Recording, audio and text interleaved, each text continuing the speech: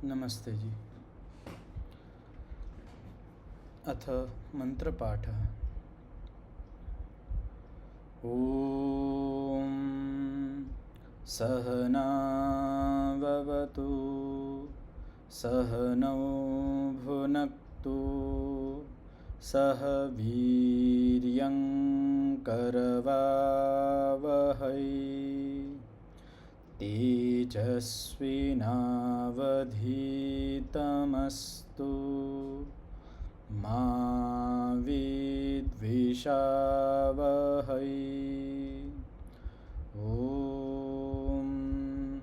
शान्तिः शान्तिः शान्तिः।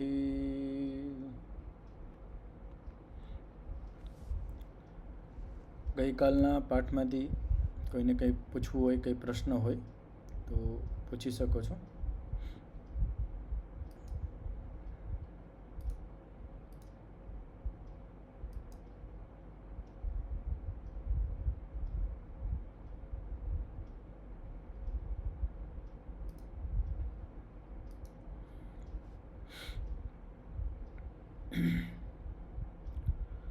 તો કાલેજી આપણે જે વિષય ઉપર વિચાર કરી રહ્યા હતા વિષય હતો સૂક્ષ્મ વસ્તુ કેને કહેવાય. સૂક્ષ્મ વસ્તુની સીમા શું છે, ક્યાંથી લઈને ક્યાં સુધી આપણે સૂક્ષ્મતાના વિષયો છે. તો તન્માત્રાઓથી લઈને મૂળ પ્રકૃતિ સત્વ રજ તમ અહીંયા સુધી જે પદાર્થો છે, જે વસ્તુ છે એને સૂક્ષ્મ કહેવાય. અને આનાથી ઉપર તન્માત્રાથી આગળ, તન્માત્રાથી શું બને છે, પંચમહાભૂત, એ સ્થૂળમાં આવી જાય છે. એ પછી બધું સ્થૂળ સંસાર થઈ જાય છે. તો જો નિર્વિચારા સમાપત્તિ હતી એની અંદર જે આ સૂક્ષ્મ અર્થ છે એનો સાક્ષાત્કાર થાય. પણ સૂક્ષ્મ શું હોય તેના માટે અહીંથી ક્રમથી અહીંયા સુધી વર્ણન કરવામાં આવ્યું હતું કે પાર્થિવ તત્વનું જે ગંધ તન માત્રા છે એ સૂક્ષ્મ વિષય છે. જલના જે કણ છે એ કેનાથી બન્યા છે, રસતન માત્રાથી. એટલે જળથી સૂક્ષ્મ કોણ છે, જલથી સૂક્ષ્મ છે રસતન માત્રા. તેજ એટલે અગ્નિના જે પરમાણુ છે એનું નિર્માણ રૂપતન માત્રાથી થયું છે. એટલે રૂપતન માત્રા સૂક્ષ્મ વિષય છે, અગ્નિનો સૂક્ષ્મ વિષય. તેવી જ રીતે વાયુના જે પરમાણુ છે તેનું રચન સ્પર્શતન માત્રાથી થયું છે. તો સ્પર્શતન માત્રા વાયુનું સૂક્ષ્મ વિષય છે. તેવી જ રીતે જે પંચભૂતોમાં જે આકાશ છે જે શબ્દતન માત્રાથી બન્યું છે. આકાશ ભૂત છે એના જે પરમાણુ છે એ શબ્દતન માત્રાથી એનું નિર્માણ થયું છે. આકાશ બે પ્રકારના હોય છે, એક શૂન્યાવકાશ, શૂન્ય આકાશ એટલે ખાલી સ્થાન, અને એક આકાશ જેમાં આપણે આખો આ વસ્તુ બધું રહીએ છીએ અને શબ્દનું આવાગમન થાય છે. અને જે આ પાંચેય તન માત્રા છે એના જે પરમાણુ છે એનું રચન અહંકાર નામના તત્વથી થયું છે. તો પંચતન માત્રાનો સૂક્ષ્મ વિષય શું છે, અહંકાર. અને અહંકારનું નિર્માણ શેમાંથી થયું છે, તો લિંગથી થયું છે. લિંગ એટલે મહતત્વ, બુદ્ધિ પણ આપણે કહીએ છીએ. તો મહતત્વથી અહંકારનું નિર્માણ થયું. તો અહંકારનો સૂક્ષ્મ વિષય થઈ ગયો મહતત્વ. અને મહતત્વનો સૂક્ષ્મ વિષય શું છે, લિંગ માત્રસ્યાપી અલિંગમ. તો જે મહતત્વ છે એના પરમાણુ શેનાથી બન્યા છે, તો મૂળ પ્રકૃતિથી, સત્વ રજ અને તમ.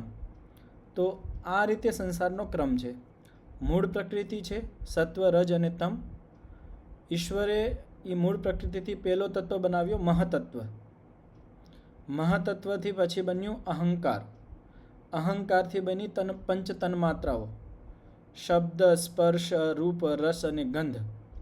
અને પછી એ તન્માત્રાઓથી બન્યા પંચ મહાભૂત અને 5 ઇન્દ્રિયો, 5 જ્ઞાનેન્દ્રિય, 5 કર્મેન્દ્રિય, અને એ પછી પંચ મહાભૂતોથી આખો આ સંસાર. તો આ રીતે આખું સૃષ્ટિનો ક્રમ છે. તો જેમ આપણે ઉપરથી નીચે આવતા જશું એમ એ સૂક્ષ્મ થતા જશે. ન ચ અલિંગાત પરમ સૂક્ષ્મ અસ્તિ. પ્રકૃતિ સત્વ રજ અને તમથી આગળ કોઈ સૂક્ષ્મ વસ્તુ નથી. છેલ્લામાં છેલ્લી સૂક્ષ્મ વસ્તુ છે તો એ મૂળ પ્રકૃતિ છે.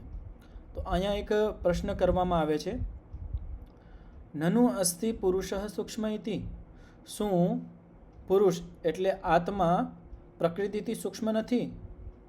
આ પ્રશ્ન કરવામાં આવે છે કે આત્મા છે એ પ્રકૃતિથી સૂક્ષ્મ નથી. સત્યમ, સૈદ્ધાંતિક પક્ષવાળા કહે છે નહીં, તમે કહો છો એ સાચું છે કે જે આત્મા છે એ પ્રકૃતિથી સૂક્ષ્મ છે. તો પછી તમે એમ કેમ કહી દીધું કે ન ચ અલિંગાત પરમ સૂક્ષ્મ અસ્તિ, મૂળ પ્રકૃતિથી આગળ કોઈ સૂક્ષ્મ વસ્તુ નથી? એક બાજુ તો તમે આ વાત કરો છો અને બીજું બાજુ તમે એમ પણ સ્વીકાર કરો છો કે આત્મા છે એ પ્રકૃતિથી સૂક્ષ્મ છે. કેવી રીતે આ વિરોધાભાસ થાય? એનું સંગીત કેવી રીતે છે? એનું અહીંયા ઉત્તર દેવામાં આવે છે, યથા લિંગાત પરમ અલિંગસ્ય સૌક્ષ્મ્યમ ન ચ એવમ પુરુષસ્ય.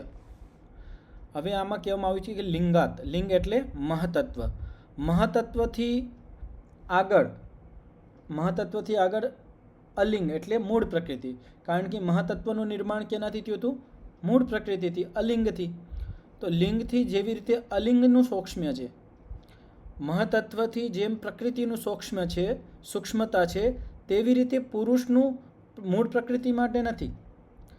એમ નહીં સમજી લેવાનું કે જેવી રીતે પ્રકૃતિથી મહતત્વ બન્યો છે, હવે કોઈ એમ કહેશે કે ભાઈ પ્રકૃતિથી સૂક્ષ્મ પુરુષ છે એટલે પુરુષથી પ્રકૃતિ બની હશે. જેવી રીતે અહીંયા ક્રમ બન્યો છે તેવી રીતે ત્યાં પણ થઈ શકે.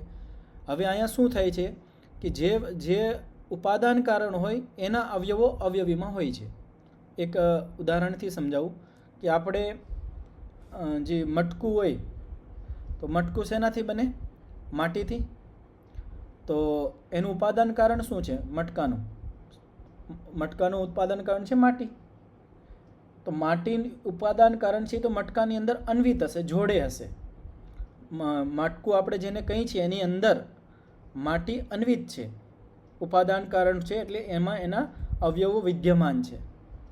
તેવી જ રીતે આપણે અહીંયા પણ સમજી શકીએ કે આ પૃથ્વી છે એનાથી કેનાથી બની છે? ગંધ તન્માત્રાથી. તો પૃથ્વીના જે પરમાણુ છે એની અંદર ગંધ તન્માત્રાના અવયવો છે. તેવી જ રીતે ગંધ તન્માત્રાના જે પરમાણુ છે તેની અંદર અહંકારના અવયવો છે. તો જે ઉપાદાન કારણ હોય તેની અંદર હોય, જેનું ઉપાદાન કારણ હોય તેની અંદર અવયવ રૂપમાં વિદ્યમાન હોય. તો શું આવી રીતે જ યદિ આપણે એમ કહી દઈએ કે ભાઈ પ્રકૃતિથી સૂક્ષ્મ પુરુષ છે, આત્મા છે, તો આત્મા પ્રકૃતિની અંદર વિદ્યમાન હોય ઉપાદાન કારણ રૂપમાં? તો અહીંયા એ કહેવામાં આવે છે કે જીવાત્મા છે, આત્મા છે એ પ્રકૃતિથી સૂક્ષ્મ છે, પણ જેવી રીતે મહતત્વ માટે પ્રકૃતિ સૂક્ષ્મ હતી તેવી રીતે પ્રકૃતિ માટે પુરુષ સૂક્ષ્મ નથી, એનાથી જુદું છે. તો કઈ રીતે છે? કિંતુ લિંગસ્ય અન્વયી કારણમ પુરુષો ન ભવતી હેતુસ્તુ ભવતી એવ. કે જે લિંગ છે, મહતત્વ છે, એનું અન્વયી કારણ નથી. અન્વયી એટલે અન્વિત કારણ નથી, ઉપાદાન કારણ નથી. અન્વયી કારણ મેં જે હમણાં તમને સમજાવ્યું, અન્વયી અને ઉપાદાન બંને એક વસ્તુ છે. અન્વયી એટલે જે અન્વિત હોય, જેવી રીતે મેં તમને ઉદાહરણ આપ્યું કે જે મટકું છે એ માટીથી ધૂળથી બને છે, તો ધૂળના કણ, માટીના કણ એની અંદર હોય છે. આપણે એ કણ હટાવી દઈએ તો મટકાનું અસ્તિત્વ જ નહીં રહેશે. તો અન્વિત કારણ છે. તો તેવી રીતે અહીંયા કહેવામાં આવે કે મહતત્વ છે, મહતત્વથી જે આત્મા છે એ સૂક્ષ્મ છે. મહતત્વ અને પ્રકૃતિથી આત્મા સૂક્ષ્મ છે, પણ મહતત્વની અંદર જેવી રીતે પ્રકૃતિના કણ અન્વિત છે, સત્વરજ તન અન્વિત છે, તેવી રીતે પુરુષ એટલે આત્મા ત્યાં અન્વિત નથી. એટલે એમ કહેવામાં આવે છે કે મહતત્વનું જે પુરુષ છે સૂક્ષ્મ છે, પણ એનું અન્વય કારણ નથી, ઉપાદાન કારણ નથી. તો પછી કયું કારણ છે? હેતુસ્તો અસ્તિ, હેતુ કારણ છે, નિમિત્ત કારણ છે. તો આ વસ્તુ ધ્યાનથી સમજજો કે જીવાત્મા શું છે? પ્રકૃતિનું નિમિત્ત કારણ છે. કેવી રીતે? કે પ્રકૃતિ છે એ જડ વસ્તુ છે, પણ ઈશ્વરે આ પ્રકૃતિથી આ સંસાર કોના નિમિત્તે બનાવ્યો? કોના માટે બનાવ્યો છે? તો જીવાત્માઓ માટે બનાવ્યો છે, આપણા બધા માટે બનાવ્યો છે. આપણે બધા ઈશ્વરના સંતાનો છીએ અને આપણા માટે ઈશ્વરે આ સૃષ્ટિનું રચન કર્યું. આપણા નિમિત્તે, આપણા માટે, આપણા કારણે મૂળ પ્રકૃતિથી અહંકાર આદિ બધા તત્વોનું નિર્માણ કર્યું છે. તો લિંગ અને આગળના જેટલા પણ આ બધા પદાર્થો છે એનું જીવાત્મા શું છે? નિમિત્ત કારણ છે. આત્માના નિમિત્તના હિસાબે આ બધાનું રચન થયું છે, ઉપાદાન કારણ નથી. હવે અહીંયા બીજો અર્થ આપણે સમજીએ. પુરુષ શબ્દના બે અર્થ હોય છે. મૂળ અર્થ તો આત્મા હોય, આત્મા બે હોય, જીવાત્મા અને પરમાત્મા. હવે પરમાત્મા પરક આપણે આનો વિચાર કરીએ તો પરમાત્મા પણ નિમિત્ત કારણ છે આ સંસારનું. આ સંસાર કોણે બનાવ્યું છે? પરમાત્માએ બનાવ્યું છે. પ્રકૃતિ જડ છે અને એનું નિમિત્ત કારણ કોણ છે? ઈશ્વર છે. ઈશ્વરે બનાવ્યું છે. જેવી રીતે કુમ્હાર હોય જે ઘડા ને એવું બધું બનાવતો હોય તો અહીંયા જે ઘડા બનાવે છે એ માટીથી બનાવે છે, તો માટી તો થઈ ગઈ ધૂળ થઈ ગઈ, માટી એ ઉપાદાન કારણ, અને જે કુમ્હાર છે જે બનાવે છે એ નિમિત્ત કારણ છે. તેવી જ રીતે ઈશ્વરમાં છે કે ઈશ્વર નિમિત્ત કારણ છે અને આ પ્રકૃતિ છે એ શું છે? ઉપાદાન કારણ છે આ સંસારનું. અતઃ પ્રધાને સૌક્ષ્મ્યમ નિરતિશયમ વ્યાખ્યાતમ.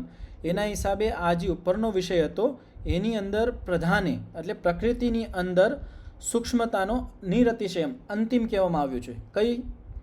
સત્વ, રજ અને તમ. નિરતિશયમ એટલે છેલ્લું, અંતિમ સીમા છે સૂક્ષ્મતાની. કેમાં?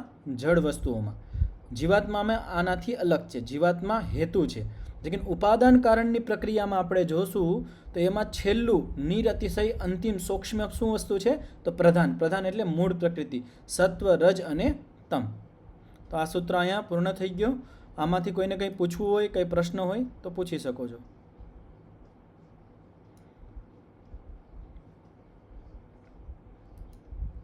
બધાને સ્પષ્ટ થઈ ગયું? આ તો પૂછી લઉં હું એકવાર. જે જલ છે, જલનું સૂક્ષ્મ વિષય શું છે? જેને ખબર હોય હાથ ઊંચો કરજો. આપણે પંચ મહાભૂત છે ને, પૃથ્વી, અગ્નિ, વાયુ, જલ. આપણે જળ કહીએ તો જળનું સૂક્ષ્મ વિષય શું છે?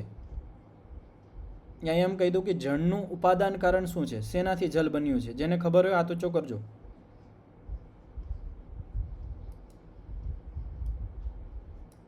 કોઈને નથી ખબર? અથર્વ મુનિજી? રસતન માત્રા. રસતન માત્રા. અને પાંચોય તન માત્રાનું સૂક્ષ્મ વિષય શું છે? ઉપાદાન કારણ શું છે? નિરૂપાબેન, આ જે 5 તન માત્રા છે, શબ્દ, સ્પર્શ, રૂપ, રસ અને ગંધ, આ 5 તન માત્રા છે એનું ઉપાદાન કારણ શું છે? શેનાથી બનીએ છે? એનાથી સૂક્ષ્મ શું છે? ચંદનભાઈ?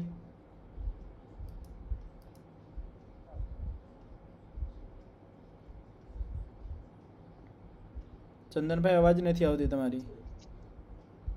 અહંકાર. અહંકાર. તો એ અહંકાર છે એ સૂક્ષ્મ છે. પાંચો જે આ તન માત્રા છે એનું કારણ છે. અને અહંકારનું કારણ શું છે? અહંકારનું કારણ અમૃતા મુનિજી, અહંકાર તત્વ કેનાથી બન્યો છે? અહંકાર તત્વનું ઉપાદાન કારણ શું છે? અમૃતા મુનિજી? નરેશભાઈ? પ્રકૃતિ. નહીં. મહતત્વ. મહતત્વ. લિંગ. લિંગ એટલે મહતત્વ. અહંકારનું નિર્માણ થયું છે મહતત્વથી, અને મહતત્વનું કારણ છે મૂળ પ્રકૃતિ. તો આ ક્રમ યાદ રાખજો. આ સૃષ્ટિ ક્રમ છે આખો. હા, નિરૂપાબેન બોલો. નમસ્તે આચાર્યજી. જી નમસ્તે જી. મહતત્વ એટલે જે 5 પંચમહાભૂત? નહીં, મહતત્વ એટલે પંચમહાભૂત નહીં. પંચમહાભૂત એટલે પૃથ્વી, અગ્નિ, વાયુ, જલ અને આકાશ. આ પંચમહાભૂત કહેવાય. આ પંચમહાભૂત શેનાથી બન્યા? તો પંચતન માત્રાથી. પૃથ્વી તત્વ છે એ કેનાથી બન્યો? તો ગંધ તન માત્રાથી એનું નિર્માણ થયું છે. ઉપાદાન કારણ જેવી રીતે આપણે બોલીએ ઘડો કેનાથી બન્યો? તો આપણે કે માટીથી. તેવી જ રીતે આ જે પૃથ્વી તત્વ છે, પૃથ્વી છે આપણને જે દેખાય છે, એનું નિર્માણ, પૃથ્વીના જે પરમાણુ છે એનું નિર્માણ કેનાથી થયું છે? ગંધ તન માત્રાથી થયું છે.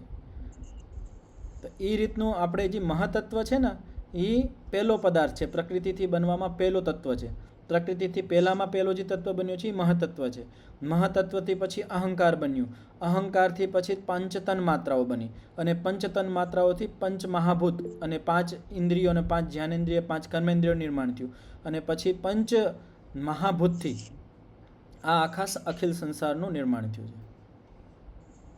જી નરેશભાઈ. આચાર્યજી, પંચ તન્માત્રા છે એમાં સૂક્ષ્મતા આવે. ધારો કે આકાશથી લઈ શકીએ, આકાશ છે, પૃથ્વી, આકાશ પછી વાયુ, નહીં એવી એવું રીતે કાંઈ એમાં કંઈ એવો ક્રમ નથી દેવામાં આવ્યો. તમે આગળ પાછળ પણ સ્વીકાર કરો એમાં કંઈ વાંધો નથી. બસ એ આપણે એમ કે અહંકારથી પંચ તન્માત્રાઓ થઈ છે એ રીતનું એમાં થોડું કોઈ એવો ઘણું. ક્રમ નથી ને કે શબ્દ, સ્પર્શ, રૂપ, રસ, ગંધ? નહીં, એમાં અલગ અલગ શાસ્ત્રોમાં થોડું ઘણું આગળ પાછળ હોય. કોઈ આ ક્રમથી કહી દે, કોઈ ઓલા ક્રમથી કહી દે. એટલે સામાન્ય રૂપથી કંઈ એવી રીતે શાસ્ત્રમાં નિશ્ચિત નથી કરવામાં આવ્યું કે પહેલાં આ બન્યું પછી આ બન્યું, એવું ક્યાંય પણ નિશ્ચિત કરવામાં નથી આવ્યું. બસ એટલું જ છે કે અહંકારથી આ પાંચ તન્માત્રાઓ બની છે અને પછી એક એક તન્માત્રાથી એક એક મહાભૂત બન્યું છે, એ રીતનું છે. આચાર્યજી, જી મહત્તત્વ એટલે બુદ્ધિ થાય ને? બુદ્ધિ. હા, બુદ્ધિ. મહતત્વ એટલે મેં કાલે કીધું હતું, મહતત્વ એટલે બુદ્ધિ, લિંગ અને મહતત્વ ત્રણેય એક જ વસ્તુ છે. લિંગ, મહતત્વ અને બુદ્ધિ.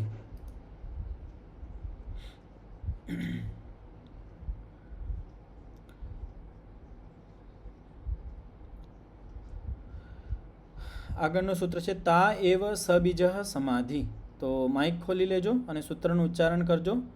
તા તા એવ એવ સબીજ સબીજ સમાધિ. સમાધિ. આ સૂત્રની અંદર કહેવામાં આવે છે તા. તા એટલે ઉપર જે 4 સમાપત્તિ કીધી હતી, સવિતર્કા સમાપત્તિ, નિર્વિતર્કા સમાપત્તિ, સવિચારા સમાપત્તિ અને નિર્વિચારા સમાપત્તિ. આ જે 4 સમાપત્તિ છે એ કેવી છે? સબીજ છે. અને આ સમાધિની અંદર છે. આ એટલે એમ કહી શકીએ કે 4 પ્રકારની સમાધિ છે. સબીજ સમાધિ કેટલા પ્રકારની છે? 4 પ્રકારની છે. કઈ કઈ? સવિતર્કા સમાપત્તિ, નિર્વિતર્કા, સવિચારા અને નિર્વિચારા. આ સબીજ છે એટલે બીજ સાથે છે. એક તો એ બીજ વગર અને એક હોય બીજ સાથે. બીજ એટલે શું? એટલે એ આપણે વ્યાસભાષ્યની અંદર જોશું. વ્યાસભાષ્ય છે તાશ્ચતસ્રઃ સમાપત્તયો બહિર્વસ્તુર બીજા ઇતિ સમાધિરપી સબીજ. હવે જે આપણી જે સમાપત્તિ 4 પ્રકારની જે સમાપત્તિ આપણે પ્રાપ્ત કરીએ છીએ, જે યોગી માણસ છે, સાધક માણસ છે, એ એની સમાધિ પ્રજ્ઞાની અંદર આ 4 પ્રકારની જે સમાપત્તિને પ્રાપ્ત કરે છે એ બહિર્વસ્તુ છે. એમાં બહારની વસ્તુ છે. બહારની વસ્તુ એટલે પંચમહાભૂત અને આ જે પંચ સૂક્ષ્મભૂત છે, આ બધી જે વસ્તુ છે એ બાહ્ય વસ્તુ છે. એટલે આત્માથી બાહ્ય જે ચિત્ત છે એ આ બાહ્ય સંસારને જોઈને જે સમાધિ લગાવે છે એને કહેવાય સબીજ સમાધિ. તો જેની અંદર બાહ્ય વસ્તુઓનો આપણે વિષય હોય, ચિત્તનું જે આલંબન હોય એ બાહ્ય વસ્તુ સાથે હોય. બાહ્ય વસ્તુ એટલે એમ નહીં સમજી લેવાનું કે આ પેડ છે, પથ્થર છે, એ નથી. એના કરતાં પણ થોડા સૂક્ષ્મમાં આપણે આવીએ તો જે પંચ મહાભૂત છે, પંચ સૂક્ષ્મભૂત છે, એની વાત છે કે એ જ્યારે અહીંયા પણ વિષય બને તો એ પણ બાહ્ય વસ્તુ છે. એના હિસાબે જે આ સમાધિ છે એને શું કહેવાય? સમાધિરપી સબીજ. આ સબીજ સમાધિ કહેવાય. તત્ર સ્થૂલે અર્થે સવિતર્કો નિર્વિતર્ક. સ્થૂલ અર્થ में, સ્થૂલ એટલે પંચ મહાભૂત, પૃથ્વી, અગ્નિ, જલ, વાયુ અને આકાશ. આ સ્થૂલ 5 સ્થૂલ મહાભૂત છે. આનું આપણે જ્ઞાન સવિતર્કા અને નિર્વિતર્કાની માધ્યમથી કરીએ છીએ. બસ આમાં અંતર એટલો છે કે જ્યારે આપણે સવિતર્કા સમાપત્તિ આપણે બુદ્ધિમાં આપણે રાખીએ છીએ ત્યારે શું થાય છે? જે પૃથ્વી તત્વનું છે વહાં શબ્દ, અર્થ અને અર્થનું જ્ઞાન. એટલે એમ કહી કે પૃથ્વી નામ શબ્દ, પૃથ્વીના જેટલા પણ નામ હોય એ બધા, પૃથ્વી જે તત્વ છે એ અને પૃથ્વી તત્વનું જ્ઞાન, આ ત્રણેય વસ્તુ અહીંયા વિષય બને છે સવિતર્કા સમાપત્તિની અંદર. નિર્વિતર્કા સમાપત્તિની અંદર ખાલી પૃથ્વી તત્વ રહે છે. અહીંયા શબ્દ અને પૃથ્વી તત્વનું જ્ઞાન, અર્થનું, વસ્તુનું જ્ઞાન ત્યાં હટી જાય છે. અહીંયા વસ્તુ માત્ર રહે છે. પછી આપણે આગળ વધીએ. સવિચારા સમાપત્તિ. આની અંદર શું રહે છે બુદ્ધિમાં? સૂક્ષ્મ અર્થે, જે સૂક્ષ્મ અર્થ છે એટલે ગંધ તન માત્રા આપણે લઈ લીધી. ગંધ તન માત્રા છે એ અહીંયા સવિચાર. સવિચાર એટલે દેશ, કાલ અને નિમિત્તની સાથે, દેશ, કાલ અને નિમિત્તની સાથે વસ્તુ માત્રનો આભાસ થાય છે. શબ્દ અને વસ્તુનું જ્ઞાન તો અહીંથી નીકળી ગયું, પણ જે વસ્તુ છે, વસ્તુની સાથે દેશ, કાલ અને નિમિત્ત આ ત્રણ વસ્તુ જોડાયેલી છે. સાથે સાથે વર્તમાન, ઉદિત ધર્મ, વર્તમાનનો એને આભાસ થાય છે. તો આ સવિચાર સમાપત્તિની અંદર છે. નિર્વિચારાની અંદર શું આપણે વિચાર કર્યો હતો કે નિર્વિચારા સમાપત્તિની અંદર શું થાય કે ત્યાં ખાલી વસ્તુ રહે છે, વસ્તુની સાથેથી દેશ, કાલ અને નિમિત્ત આ ત્રણ વસ્તુથી એ પણ નીકળી જાય છે. અને ઉદિત ધર્મ, વર્તમાન સ્વરૂપનું જે ધ્યાન થતું હતું એ પણ નીકળી જાય છે. નિર્વિચારાની અંદર શું થાય છે, ત્રણેય કાળનું ભૂત, વર્તમાન અને ભવિષ્ય ત્રણેય અવસ્થાનું એક સાથે એને ધ્યાન થઈ જાય છે. એથી ચતુર્થો ઉપસંખ્યાત સમાધિ રીતિ આ 4 પ્રકારની સમાધિ હોય છે. અને આ 4 પ્રકારની સમાધિ છે એને સબીજ સમાધિ કહેવાય. આમાંથી કોઈને કંઈ પૂછવું હોય તો પૂછી શકો છો, નકર પછી આપણે આગળ વધીશું.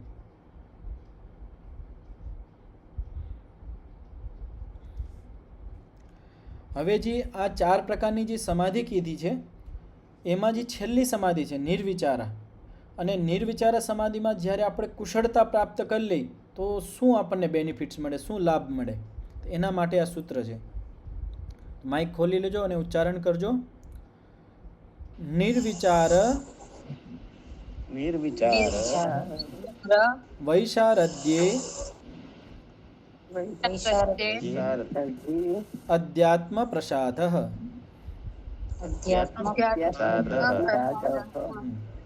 તો એમ કહેવામાં આવે છે કે નિર્વિચાર વૈશારદ્યે, જ્યારે નિર્વિચાર સમાધિની એમ કે નિર્વિચાર સમાપત્તિની વિશારદતા થાય એટલે કુશળતા આપણને મળી જાય, એમાં આપણે પરમ કુશળ થઈ જાય, ત્યારે શું થાય, આપણે અધ્યાત્મનો પ્રસાદ મળે છે.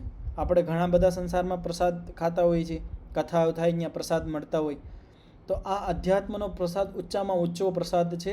આ પ્રસાદ મળી જાય તો સંસારના કોઈ પ્રસાદની પછી આપણને જરૂર ન પડે, એવડો મોટો પ્રસાદ છે. પણ એ મળશે ક્યારે, જ્યારે આપણે નિર્વિચાર સમાપત્તિમાં કુશળતા હાસિલ કરી લઈ, કુશળતા પ્રાપ્ત કરી લઈ. નિર્વિચાર સમાપત્તિની, નિર્વિચાર સમાધિની અંતિમ જે સીમા છે ત્યાં સુધી આપણે પહોંચી જઈ, વિશારદતા પ્રાપ્ત કરી લઈ, ત્યારે આપણને આ અધ્યાત્મ રૂપે પ્રસાદ મળે છે. અને આ અધ્યાત્મ રૂપે પ્રસાદ ઊંચામાં ઊંચો છે. આ પ્રસાદ મળ્યા પછી સંસારના કોઈ પ્રસાદની આપણને જરીક પણ ઈચ્છા રહેતી નથી. હવે આ પ્રસાદ કઈ રીતનો છે અને વિશારદતા આપણે કઈ રીતે મળે, અને વિશારદ આપણે એમ કઈ રીતે આપણે નક્કી કરી શકીએ કે મારી જે નિર્વિચારા આ સમાધિ છે, સમાપત્તિ છે, હવે હું આમાં નિષ્ણાંત થઈ ગયો છું, કુશળ થઈ ગયો છું, મેં આને પૂરી રીતે પ્રાપ્ત કરી લીધી છે. પણ એનું આપણે કઈ રીતે આપણે ખબર કરી શકીએ, તો એના માટે આ વ્યાસ ભાષ્યમાં કહેવામાં આવ્યું છે કે અશુદ્ધિ આવરણ મલાપેતસ્ય પ્રકાશાત્મનો બુદ્ધિસત્વસ્ય રજસ્તમોભ્યામ અનભિભૂત સ્વચ્છ સ્થિતિ પ્રવાહો વૈશારદ્યમ.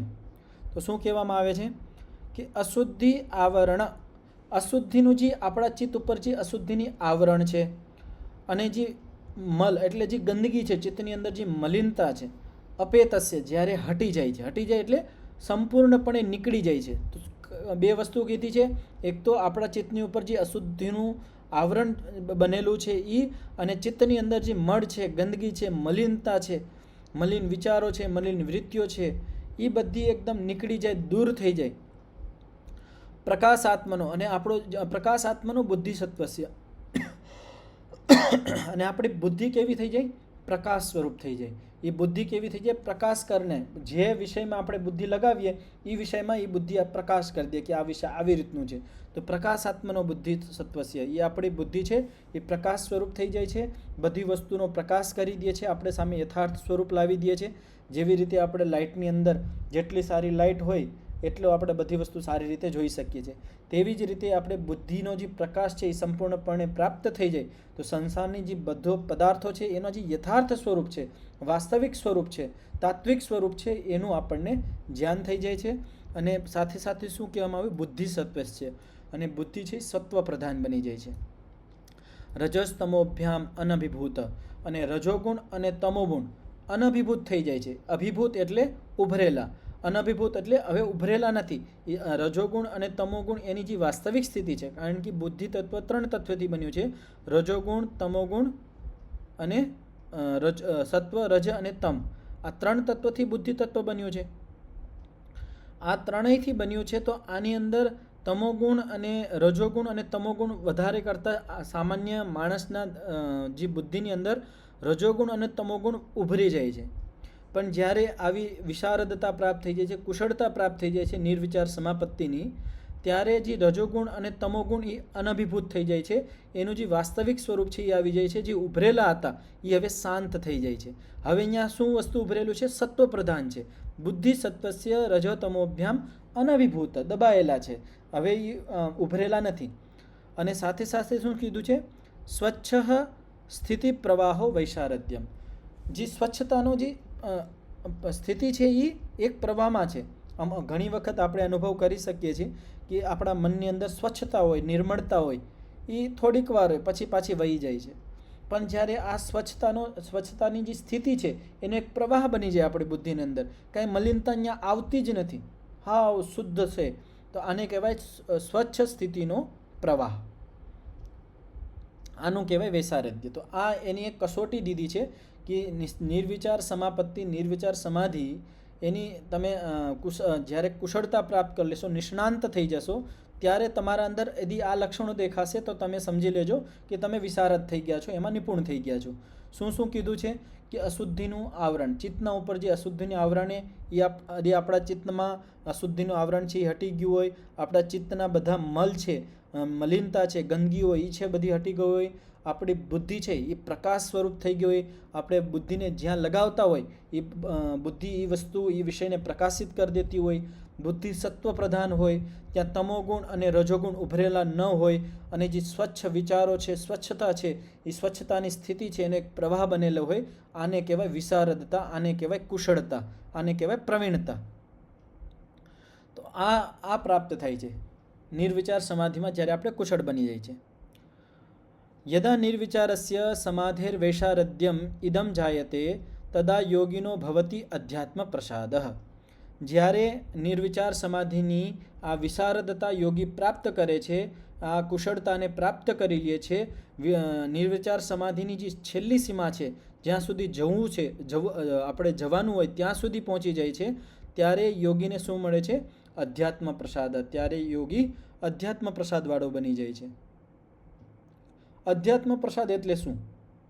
હવે આ તો કહી દીધું કે ભાઈ આવી રીતની વિશારદતા, નિર્વિચાર સમાપત્તિની આવા લક્ષણો છે, ત્યારે તમે એની વિશારદતા પ્રાપ્ત કરી લેશો, એને આપણે કહી કે વૈશારદ્ય પ્રાપ્ત કરી લેશો, કુશળતા પ્રાપ્ત કરી લેશું.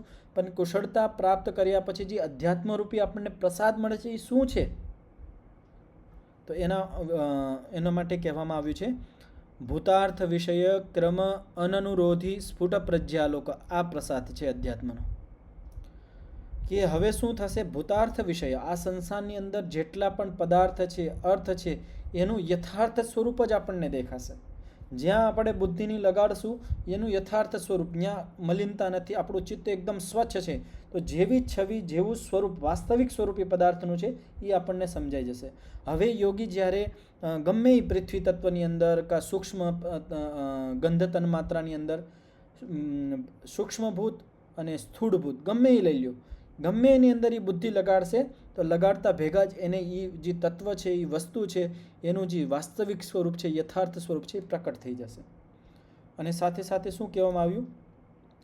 ક્રમ અનનુરોધી.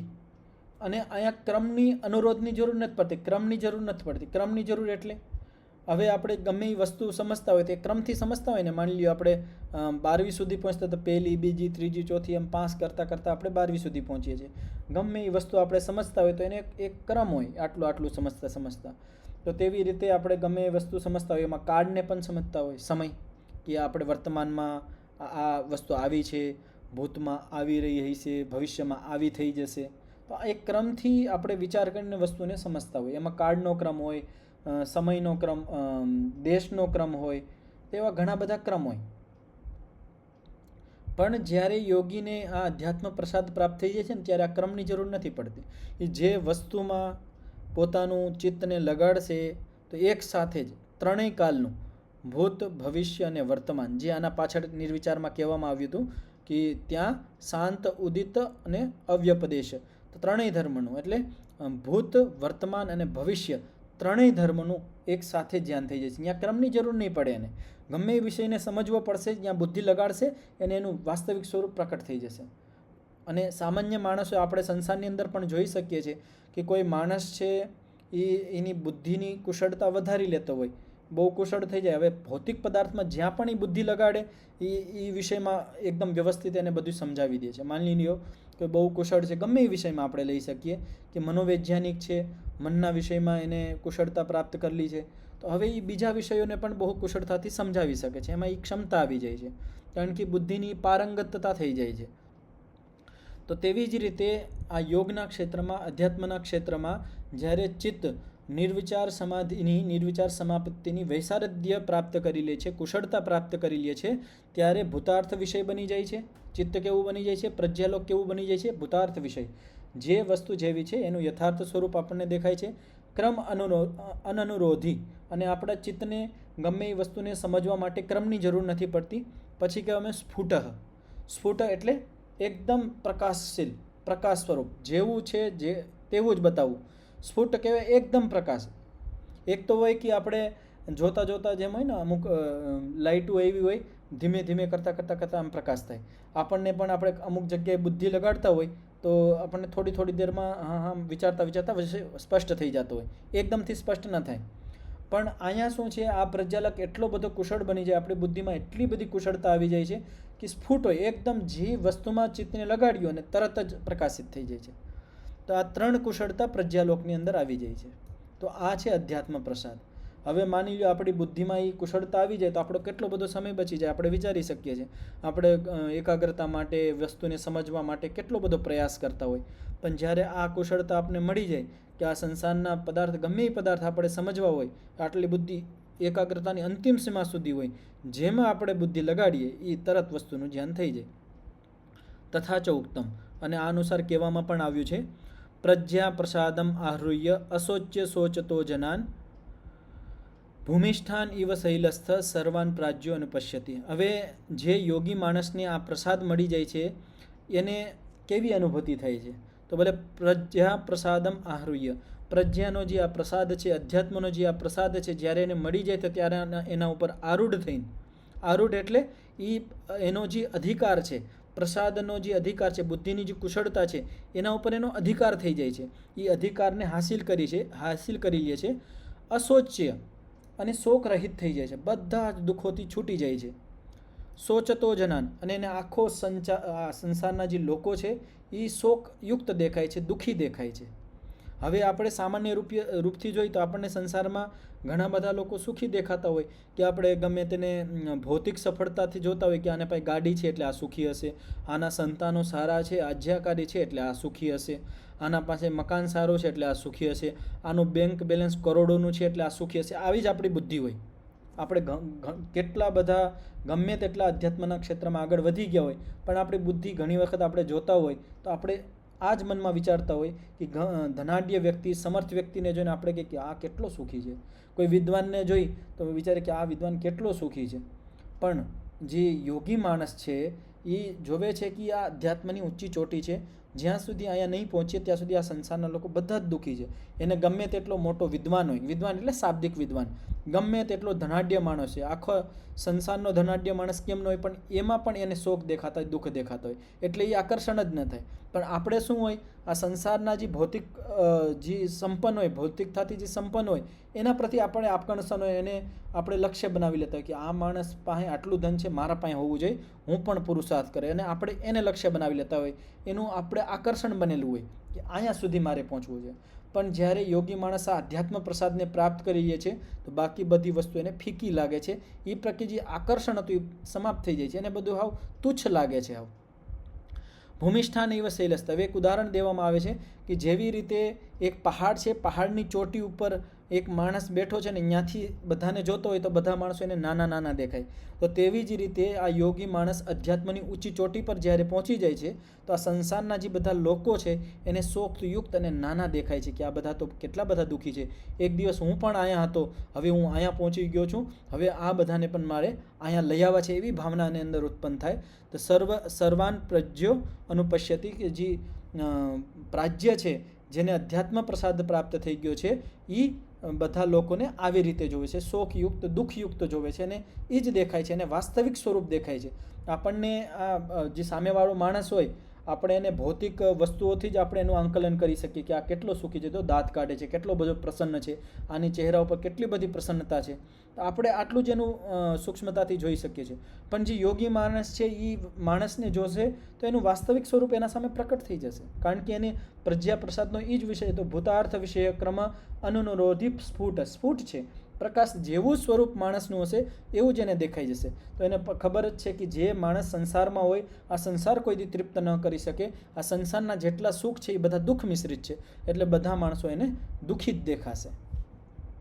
તો આ અહીંયા સૂત્રનું ભાષ્ય પૂર્ણ થયું. આમાં કોઈને કંઈ પૂછવું હોય તો પૂછી શકો છો, નકર પછી આપણે આગળ વધીશું.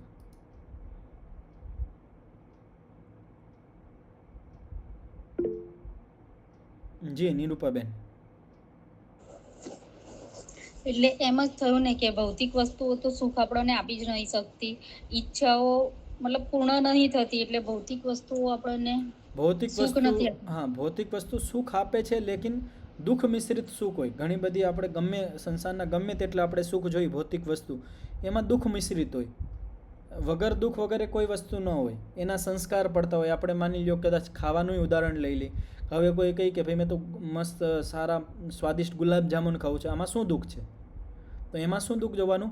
પરિણામ દુઃખ છે કે ભાઈ આ તમે ગુલાબ જામુન ખાઓ છો, અત્યારે ખાઈ લીધું, તૃપ્ત થઈ ગયા, પાછી તમને ઈચ્છા થશે, અને જ્યારે તમને ઈચ્છા થાય દરખેલે મળશે ને, દરખેલે મળશે અને તમે સ્વાદના હિસાબે વધારે ખાઈ લેશો તો રોગી થઈ જશો, અને સ્વાદ આપણે રોગના હિસાબે નહીં ખાશો તો ભયનું દુઃખ રહેશે કે નહીં આ સ્વાદિષ્ટ લાગે છે, હવે વધારે ખાઈ લઈ તો બીમાર પડી જાય, તો પણ દુઃખ છે કે ઈચ્છા તો છે પણ ઈચ્છાને રોકવી પડે છે, તો એ પણ દુઃખ છે. તો આવી રીતે ગમે સંસારના પદાર્થો લે, પછી એના સંસ્કાર બનશે કે ભાઈ મેં આ સુખ લઈને ખાધું આ ગુલાબજામુન, તો હવે આનો સંસ્કાર બનશે, પાછો એ સંસ્કાર મને પાછો પ્રેરિત કરશે આના માટે.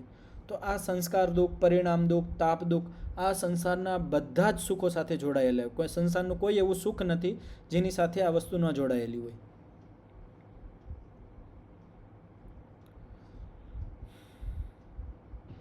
તો અધ્યાત્મમાં આગળ વધવા માટે આપણે શું કરી શકીએ? જે આ ઋષિએ માર્ગ બતાવ્યો છે એ ઉપર ચાલવાનો પ્રયાસ જેટલું પણ બની શકે. શાસ્ત્રોનું આપણે જે અત્યારે આ વાંચન કરીએ છીએ એનું ચિંતન મનન વાળવાને વાંચવાનું, સમજવાનું, અને ધીમે ધીમે જેટલું પણ આમાંથી 1% પણ આપણે જીવનમાં લઈ આવીએ તો પણ આપણા જીવનમાં ઘણો બધો પરિવર્તન જોવા મળશે. આપણે દરરોજ આટલું બધું ભણીએ છીએ, આમાંથી આપણે એક ચીજને આપણે લઈ આવીએ કે હાલો હું હવે મારા જે ચિત્ત છે એને હું નિર્મળ બનાવવાનો પ્રયાસ કરી, એની જે સ્વચ્છતા છે એનો બનાવવાનો પ્રયાસ કરીશ, એમાં મલિનતા નહીં આવવા દઈશ. તો આવો ધીમો ધીમો આપણે ગમે પ્રયાસ કરીએ કે હાલો આજથી હું અહિંસાનું પાલન કરીશ. તો આવી રીતે એક આપણે સંકલ્પ લઈને થોડું થોડું આપણે જીવનમાં ઉતારવાનો પ્રયાસ કરીએ, ત્યારે આપણે અધ્યાત્મના પ્રસાદના થોડા છાંટા મળવા માંડે. તો હા હવે આમાં આનંદ આવવા માંડે.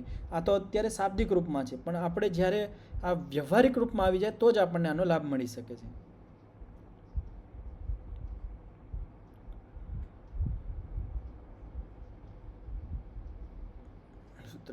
હા, હવે 48મું સૂત્ર છે.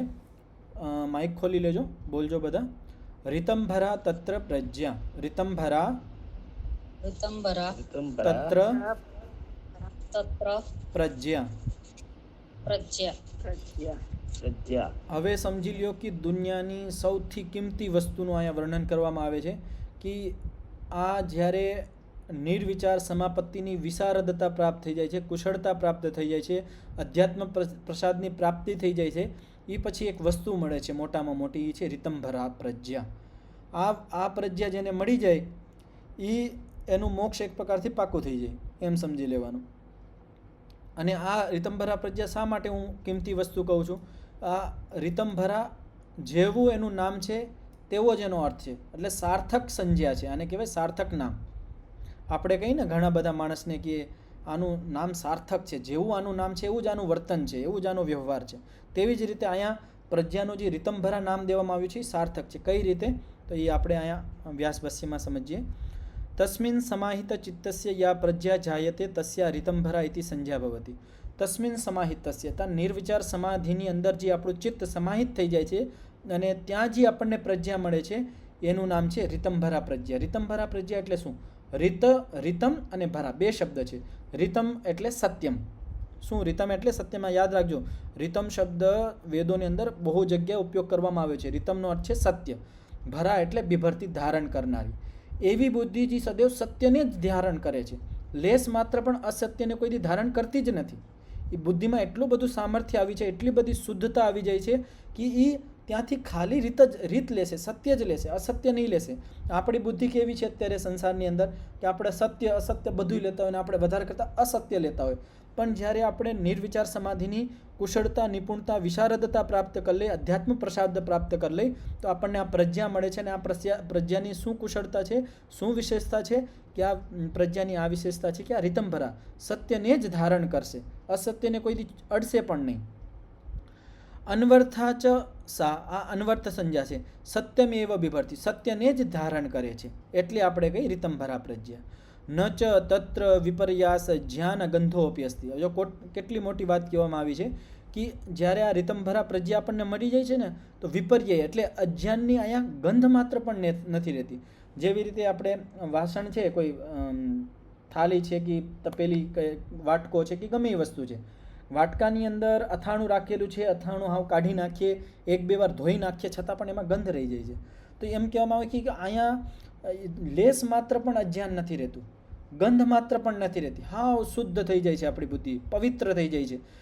અહીંયા આપણને જ્યાં પણ આપણે બુદ્ધિ લગાવીએ, જે વિષયમાં લગાવીએ, ત્યાંથી ખાલી સત્ય જ ગ્રહણ કરશે. એટલી બધી ફિલ્ટરયુક્ત બુદ્ધિ થઈ જાય છે કે ખાલી સત્ય જ આવશે, અસત્ય આવશે જ નહીં. ત્યાં ગંધ માત્ર નહીં આવશે. ગંધ માત્ર એટલે લાક્ષણિક પ્રયોગ છે ભાષાનો, કે જ્ઞાનની ગંધ ન હોય. એટલે કહેવામાં આવે છે કે થોડુંક પણ, હાવ જરીક પણ અહીંયા અજ્ઞાન નથી રહેતું. તથા ચ ઉક્તમ, અને આ પ્રમાણે કહેવામાં આવ્યું છે. આગમેન અનુમાનેન ધ્યાનભ્યાસ રસેન ચ ત્રિધા પ્રકલ્પયન પ્રજ્ઞામ લભતે યોગમુત્તમમ. તો જ્યારે એ યોગી માણસ છે, આ જે યોગ ઉત્તમ પ્રકારનો યોગ છે, જ્યાં રીતમભરા પ્રજ્ઞા પ્રાપ્ત થાય છે, એ કઈ રીતે પ્રાપ્ત કરે છે?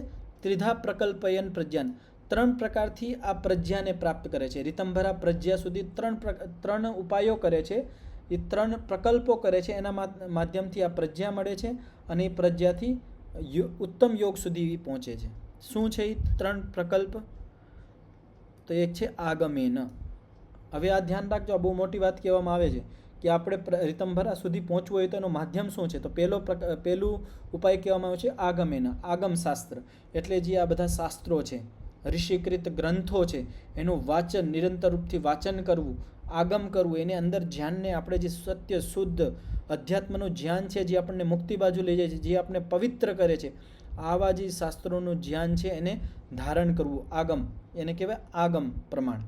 અનુમાનેન, હવે જે આપણે શાસ્ત્રથી, આચાર્યોથી, ઉપદેશકોથી જે આપણે ધ્યાન મેળવ્યું છે, હવે એનું અનુમાન એટલે ચિંતન મનન કરવું, એને ઘટાડવું વિષયોમાં.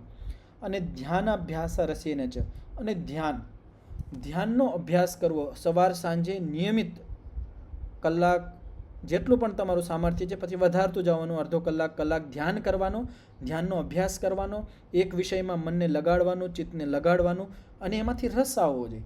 ધ્યાનાભ્યાસ રસેન ચ, રસ એટલે એમાં તમારી રુચિ થવી જોઈએ. આપણે ધ્યાન કરવા બેઠા છે કે નહીં, બધાએ કીધું છે, કોઈ કીધું છે, આનાથી મુક્તિ પ્રાપ્ત થાય છે, એટલે આપણે જબરદસ્તી ધ્યાન કરવા બેસીએ તો એમાંથી આપણને કોઈ રીતમભરા પ્રજ્ઞા નહીં મળે. જ્યારે આપણને ધ્યાનની રુચિ થાય કે હાલો હું ધ્યાન કરું, નિયમિત પ્રતિદિન આપણને અંદરથી એક રુચિ થતી હોય. કેવી રીતે? જેવી રીતે આપણને જમવાની કેમ રુચિ થતી હોય કે હાલો આજે આ જમું, કેવી રીતે ભૂખ ઉત્પન્ન થતી હોય, તેવી રીતે ધ્યાનની ભૂખ અંદર લાગવી જોઈએ, એક રુચિ થવી જોઈએ કે હાલો સવાર સાંજ થઈ, જેમ સવાર સંધ્યાનો ધ્યાનનો સમય થયો, એક ભૂખ લાગવી જોઈએ, એક રસ આવવો જોઈએ, એક રુચિ બનવી જોઈએ. ત્યાં જ્યારે આ 3 વસ્તુ થાય છે ત્યારે આપણને રીતમભરા પ્રજ્ઞા મળે છે. અને રીતમભરા પ્રજ્ઞાથી શું થાય છે? ઉત્તમમ યોગ, જે છેલ્લો યોગ છે, સમાધિ છે છેલ્લી, ત્યાં સુધી યોગી માણસ આપણે બધા પહોંચી શકીએ છીએ. તો આ સૂત્ર અહીંયા પૂર્ણ થયું. આમાં કોઈને કંઈ પૂછવું હોય તો પૂછી શકો છો. તો સમય તો થઈ ગયો છે ને, કાલે પૂછી લેજો. હવે આપણું આ કેટલા સૂત્ર રહ્યા? 3 સૂત્ર રહ્યા. લગભગ કાલે કા પ્રમ દિવસ પાઠ પૂરો થઈ જશે આ પ્રથમ પાદનો, સમાધિપાદનો.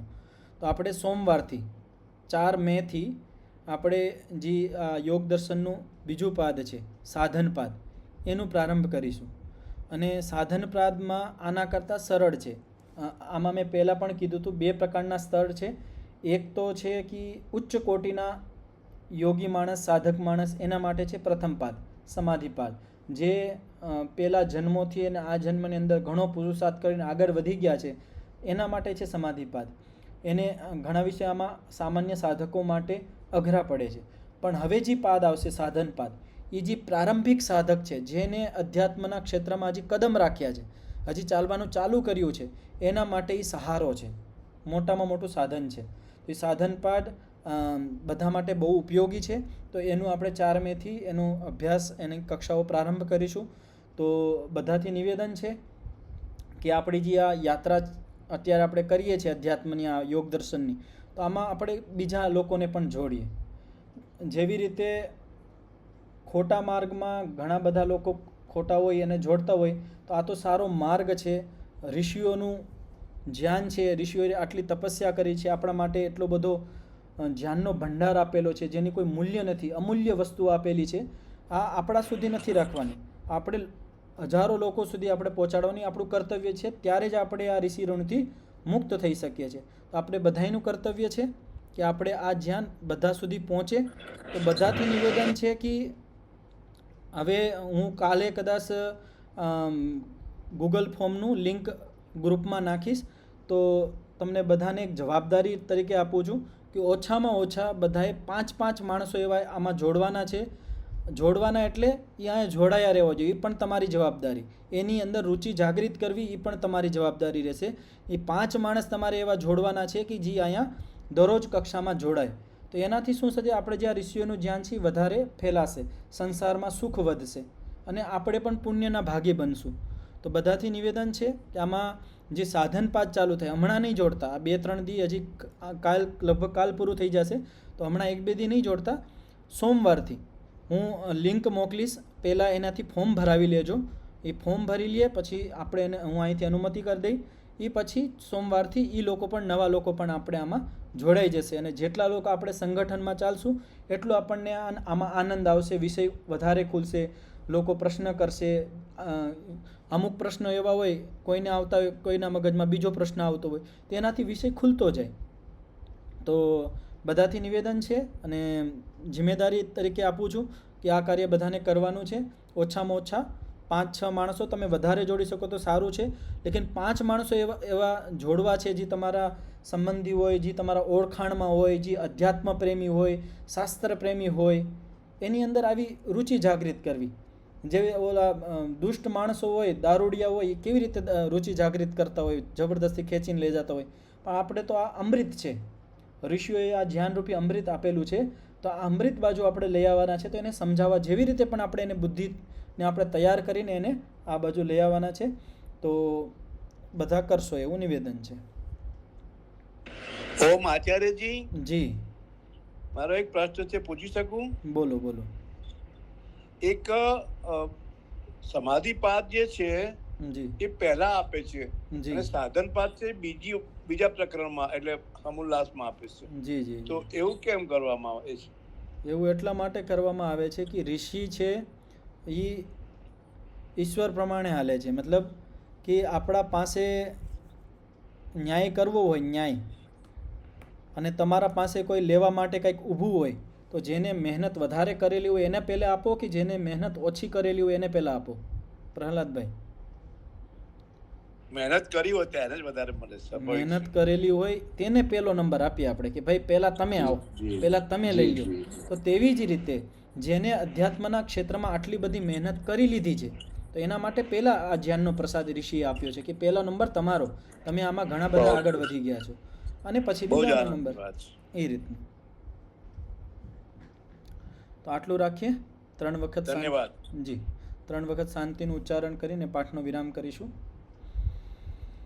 ઓમ શાંતિ શાંતિ શાંતિ સર્વેભ્યો નમઃ. બધાને સાદર નમસ્તેજી. બધાને સાદર નમસ્તેજી. ધન્યવાદ આચાર્યજી. નમસ્તે. ધન્યવાદ.